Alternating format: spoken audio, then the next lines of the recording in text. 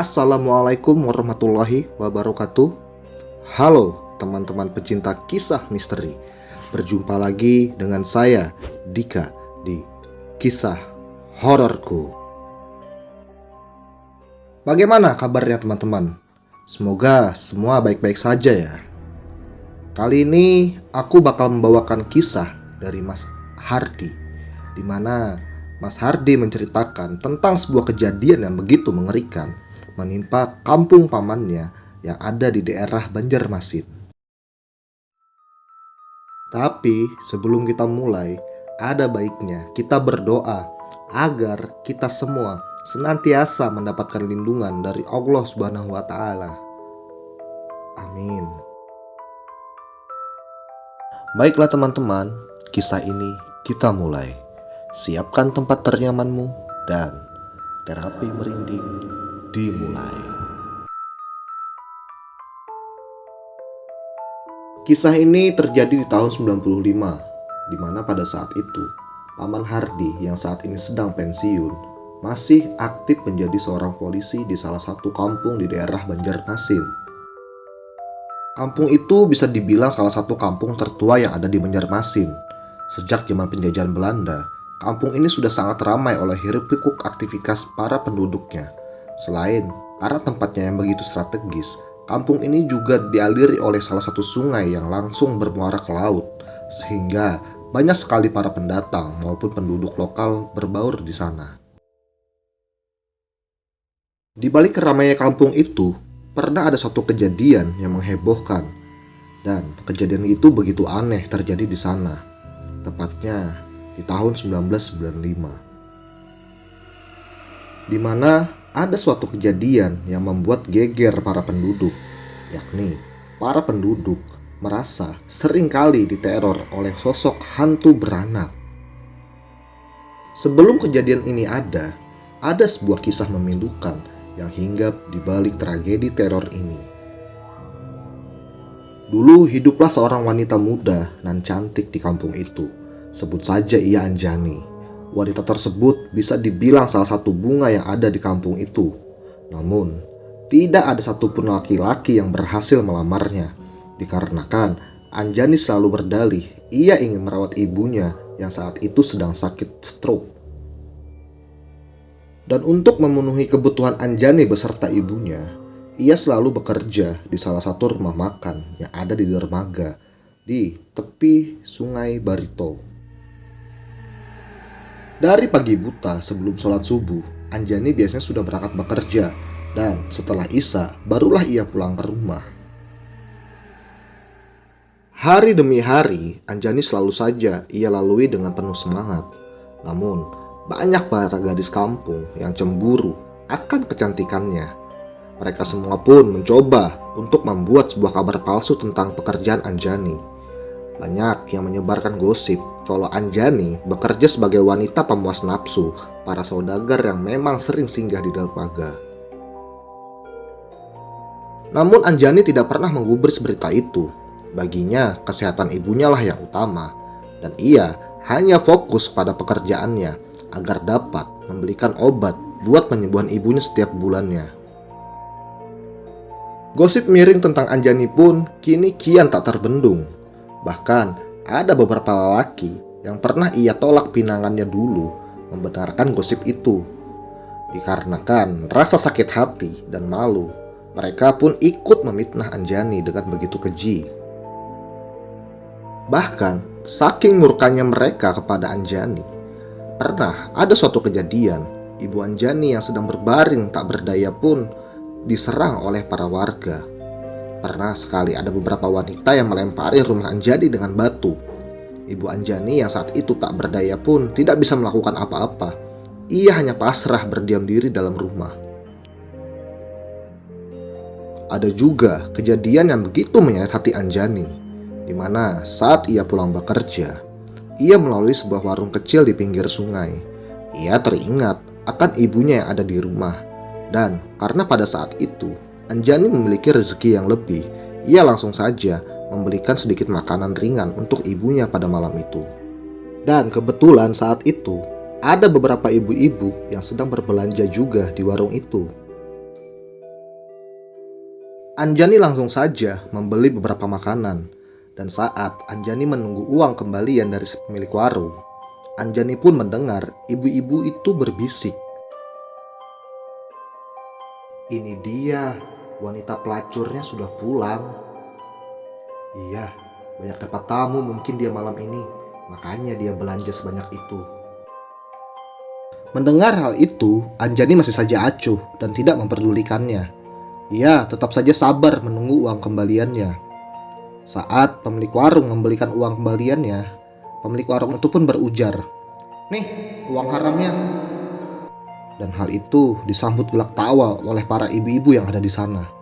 Sontak mendengar hal itu, Anjani pun merasa sangat sakit hati. Ia langsung saja berjalan pulang ke rumahnya dengan air mata yang menemaninya pada malam itu. Namun, sesampainya di rumah, ia segera saja menghapus air mata itu. Ia tak mau kesedihannya dilihat oleh ibunya. Anjani mau ibunya tuh melihat dirinya selalu kuat dan bahagia, walau sebenarnya hatinya sangat sakit dengan perkataan orang-orang kampung. Hari-hari Anjani lalui selalu penuh dengan banyaknya cobaan, baik dari cibiran para warga. Bahkan kini sikap para warga pun sudah menganggap Anjani sebagai pembawa sial di kampung itu. Hingga suatu hari, saat Anjani sedang bekerja, ada beberapa ibu-ibu yang sengaja menghampiri rumah Anjani. Mereka memaki-maki ibu Anjani dengan banyaknya perkataan yang tidak pantas dilontarkan kepada wanita tua yang saat itu sedang sakit. Hingga ada satu perkataan yang membuat ibu Anjani kaget sekaget-kagetnya. "Hei orang tua, kamu tahu nggak pekerjaan anakmu itu apa? Dia melacur." Mendengar hal itu, ibu Anjani pun sangatlah terkejut dan terpukul.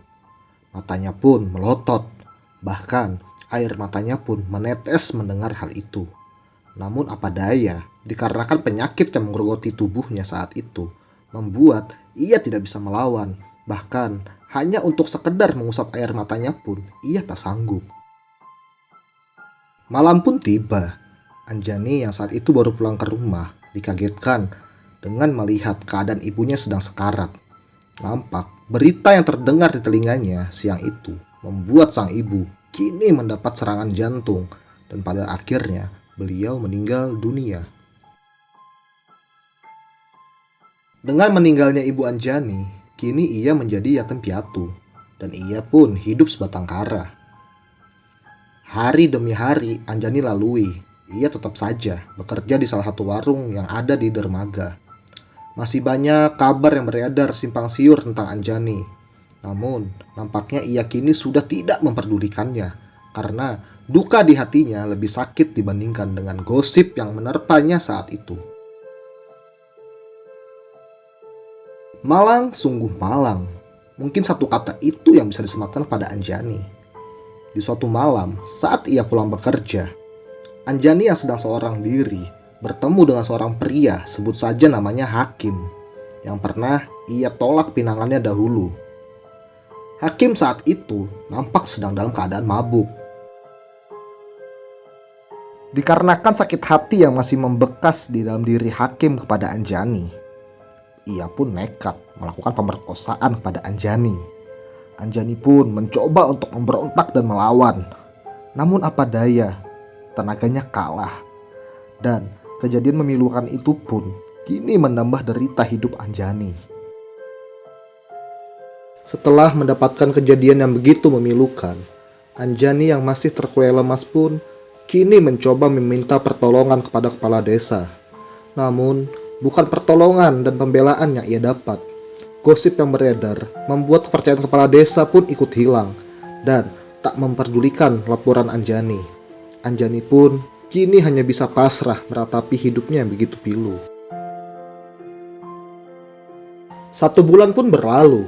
Anjani kini merasakan ada sesuatu yang aneh pada dirinya. Ia nampak sering lelah dan mual-mual. Ia pun berinisiatif untuk memeriksakan dirinya ke puskesmas terdekat. Dan alangkah terkejutnya Anjani, ia mendapat kabar kalau dirinya kini telah berbadan dua. Tangis Anjani pun pecah pada hari itu. Ia pun langsung berjalan dengan langkah gontai menuju rumahnya saat itu.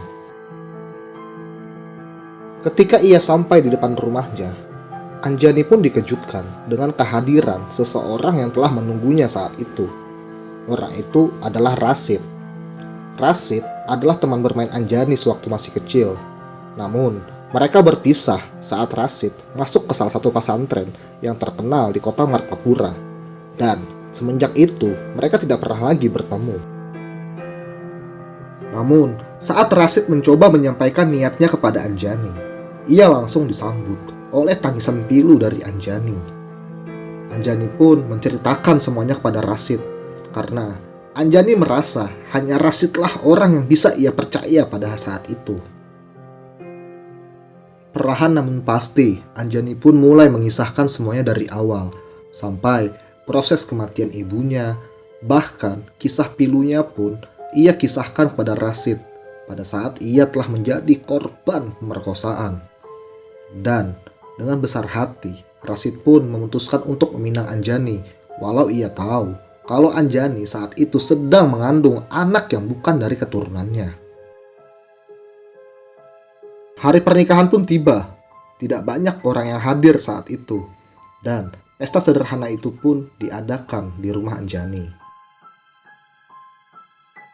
Semenjak menikah dengan Rashid, perlahan kehidupan Anjani kembali mulai ceria. Namun, tetap saja ada beberapa warga yang masih menghujat Anjani. 8 bulan berlalu, kehidupan Anjani dan Rashid pun berlangsung bahagia. Namun, saat itu, Rashid yang baru saja diterima bekerja di salah satu perusahaan kayu pun harus mau dikirim tugas ke salah satu cabang perusahaan yang ada di Kalimantan Tengah selama 3 minggu. Dengan berat hati, terpaksalah, Rashid harus meninggalkan istrinya sementara. Walau keadaan istrinya saat itu sedang hamil tua. Namun, Anjani tetap saja memberikan semangat kepada Rashid agar Rashid tetap fokus kepada pekerjaannya. Setelah kepergian Rashid ke Kalimantan Tengah, kini Anjani pun kembali sendiri. Ia lebih banyak menghabiskan waktu di rumah dan menyendiri, sebab selama ini Rashidlah orang yang tidak pernah menghujatnya.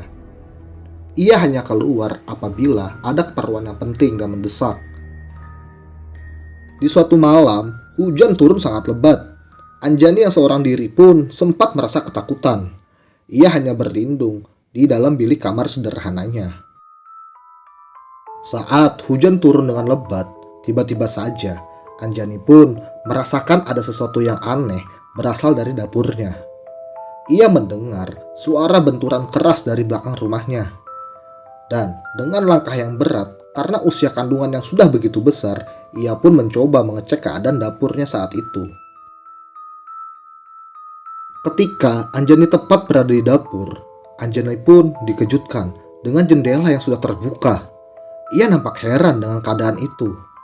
Namun, saat Anjani ingin menutup kembali jendela itu, ia dikejutkan dengan keberadaan Hakim yang kini sudah ada berdiri di sebelah tempat perapian memasak.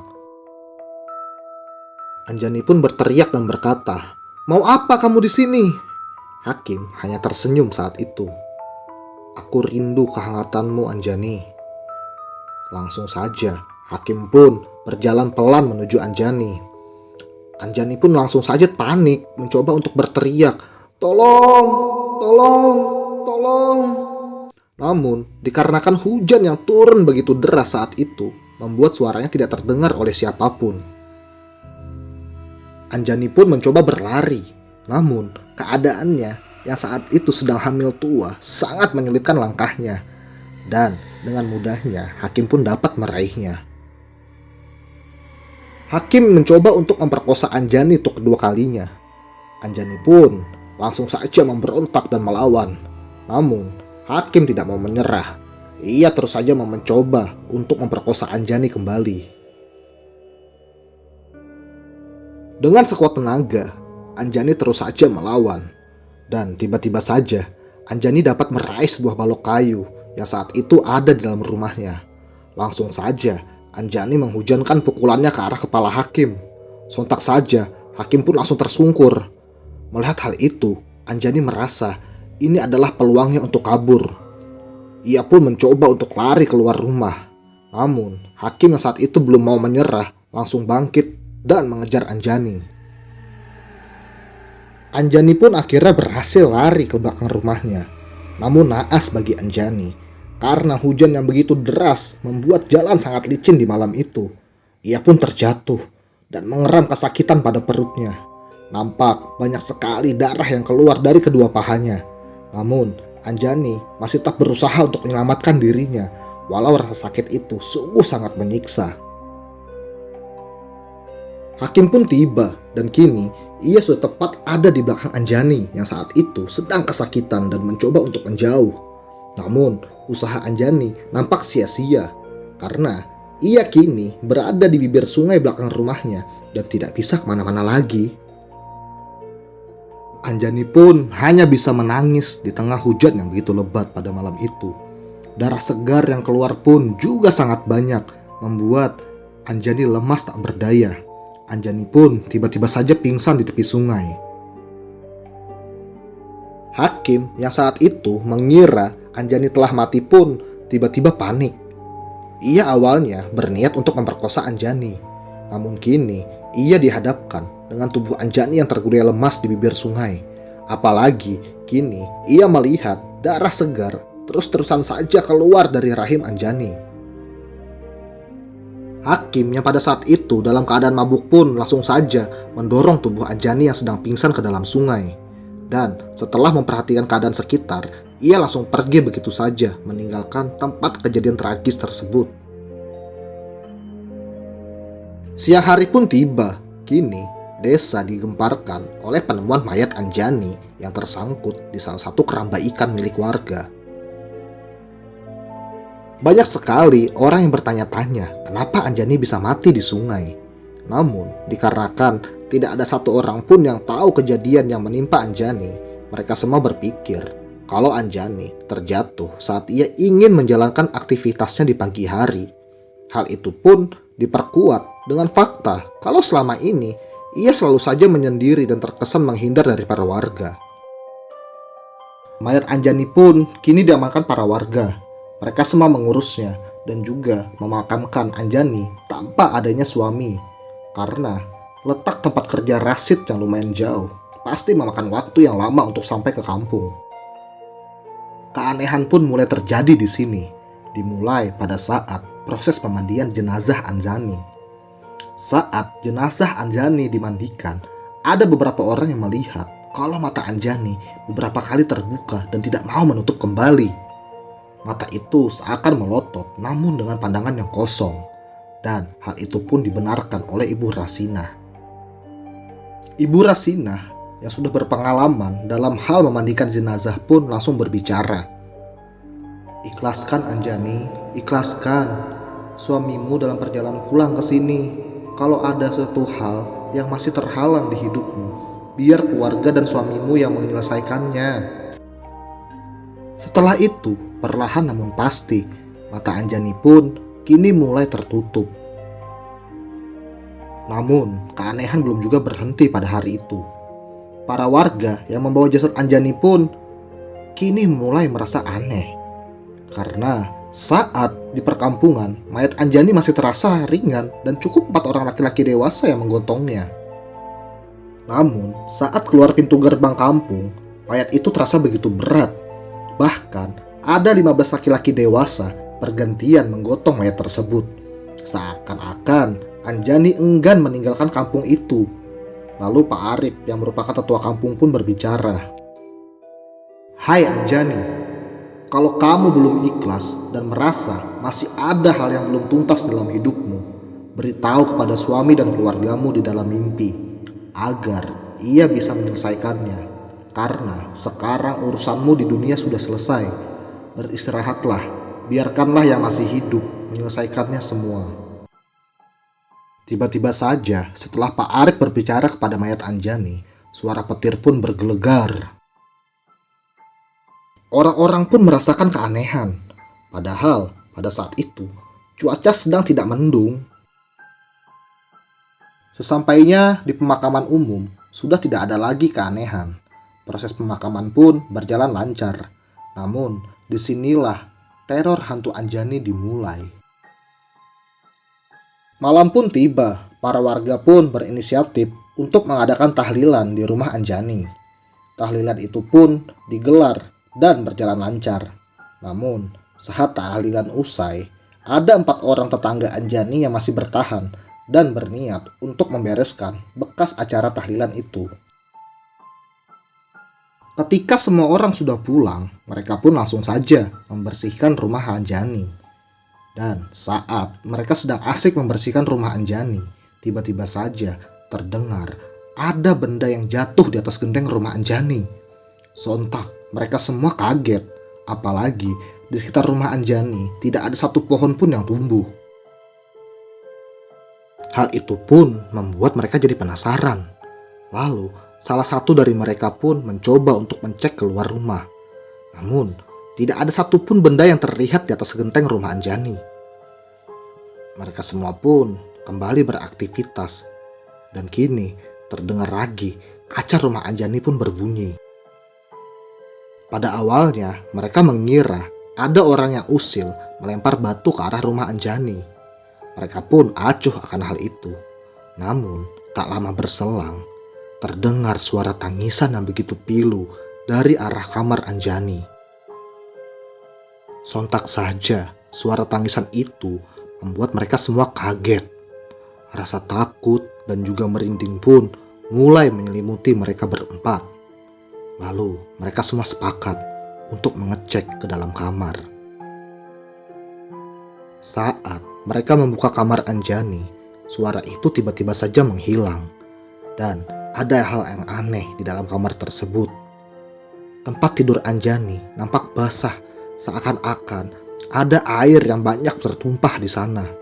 Padahal semenjak kematian Anjani, tidak ada satupun orang yang masuk ke kamar itu. Mereka semua pun heran. Apalagi atap kamar Anjani terlihat baik-baik saja, tidak ada yang bolong. Mereka semua pun langsung terdiam dan saling tatap. Langsung saja mereka bergegas menyelesaikan kegiatan mereka dan kembali pulang. Siang pun kini tiba, dan ada gosip baru yang beredar di tengah para warga bahwa Anjani telah mati menjadi hantu yang penasaran, dikarenakan banyak sekali rumah orang yang digedor-gedor saat malam tiba. Namun, saat dicek, tidak ada orang yang terlihat di luar rumah. Hal itu pun diperkuat dengan seringnya ada suara tangisan yang begitu pilu kerap terdengar dari dalam rumah Anjani. Tepat di malam ketiga kematian Anjani, ada satu orang, sebut saja Akbar. Ia adalah tukang beca yang saat itu ingin pulang ke rumahnya, dan kebetulan rumahnya tidak jauh dari rumah Anjani. Saat ia melintas di depan rumah Anjani, ia melihat di rumah Anjani seakan-akan ada aktivitas di dalamnya. Awalnya, Akbar mengira itu adalah maling yang sedang beraksi di rumah Anjani.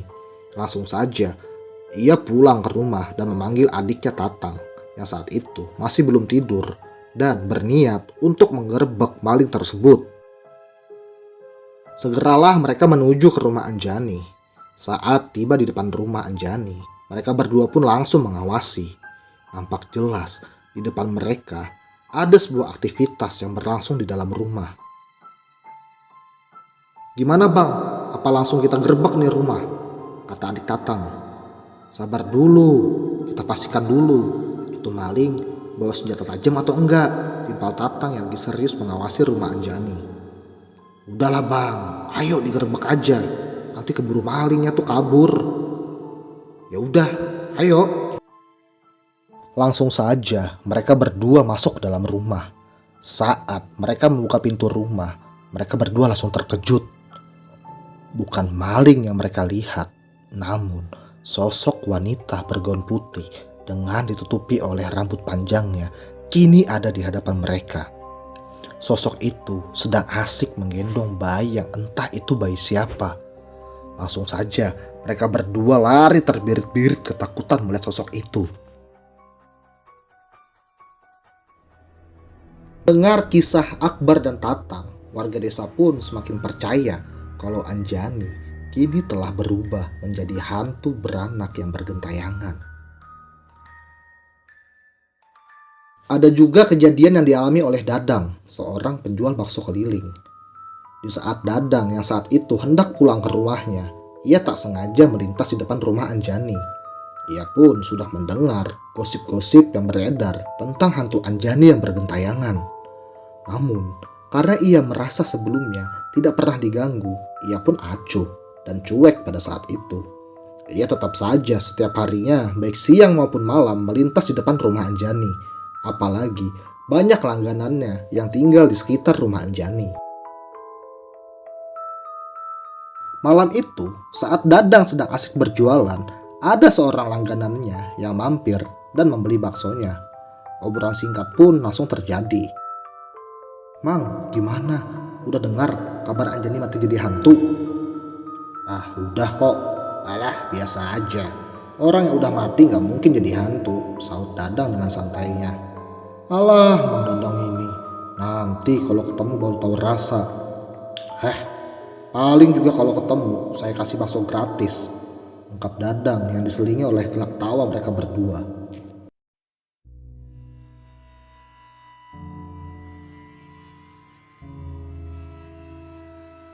Oke teman-teman, terima kasih sudah singgah di channel ini. Karena kisah ini masih sangat panjang, kita sambung di part 2 ya. Terima kasih buat teman-teman yang sudah selalu mendukung saya dan membuat saya semangat untuk menuliskan cerita-cerita horor yang lainnya. Saya Dika, pamit, wassalam.